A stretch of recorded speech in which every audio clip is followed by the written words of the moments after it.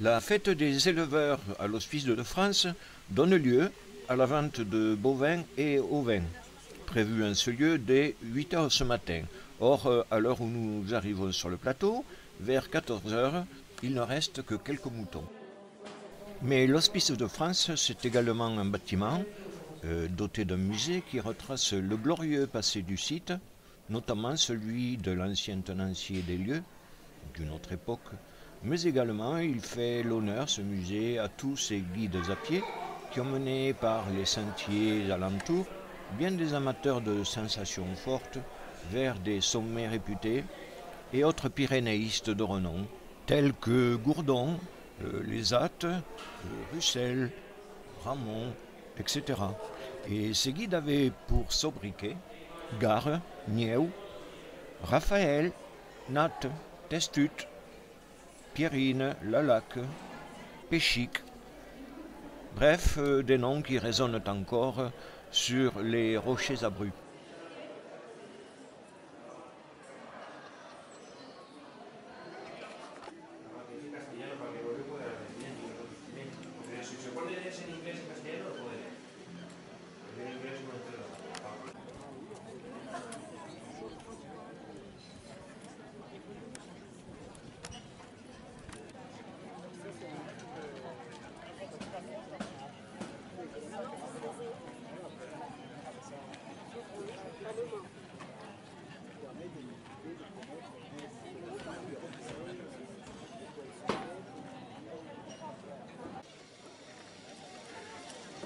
Alors nous voici à l'Hospice de France pour la fête des éleveurs et nous avons un traiteur près de nous, Denis, qui prépare à l'envie pour tous ses clients, dont vous allez voir la masse du public qui s'est attablé autour. C'est la fin. Alors, il y a pléthore de monde, les parkings sont pleins et il est difficile de trouver place alors qu'il est déjà presque 14 heures. Mais il n'empêche, les gens profitent du soleil parce qu'il fait excellemment beau.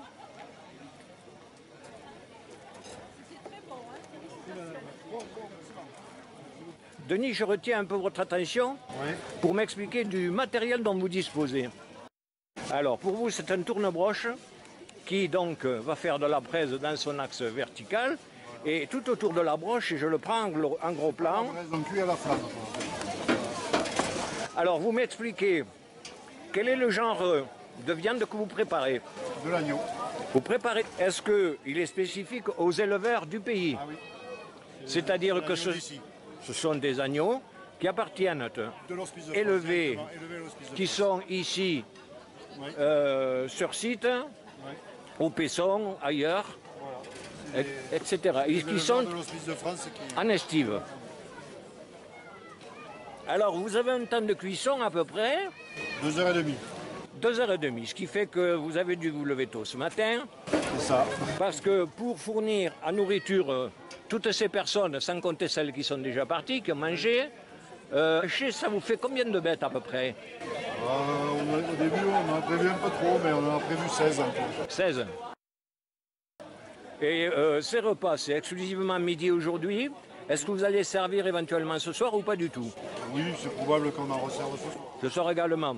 Parce que je crois savoir qu'il y a pas mal d'animations également. Oui. Donc il est possible que des gens ce soir, vers 19h, viennent remanger Sans problème. et se régaler à nouveau. C'est ça. Parce que tout ceci est excellemment cuit et j'imagine qu'au niveau du goût, il doit en être de même. C'est ça. Ça m'a l'air tout à fait tendre, n'est-ce pas? C'est bien ça. Et vous êtes traiteur, c'est ça. Donc vous disposez d'un camion pour traiter, avec tout le matériel dont vous y disposez. Vous avez une équipe relativement importante, je vois aujourd'hui. Ça vous fait beaucoup de personnes.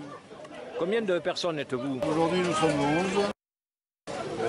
Alors Denis, vous préparez donc la découpe d'un prochain agneau.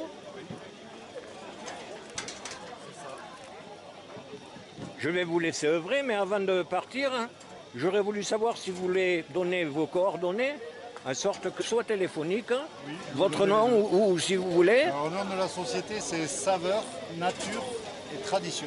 Saveur, nature et tradition, Voilà, ou plein sud. au plein sud. Alors, Nous donnons sur la société votre société, elle est située à Villeneuve-l'Écusson. à Villeneuve-l'Écusson. Vous avez un numéro de téléphone à fournir? C'est le 05 61 95 71 43. Merci de m'avoir consacré quelques minutes. Avec plaisir. Bonne journée à vous Merci encore. vous. Hein. Merci. Le groupe Turba Musica interprète de la musique purement médiévale, avec pour instruments principalement fifre, hautbois, flûte, cornemuse, tambour profond.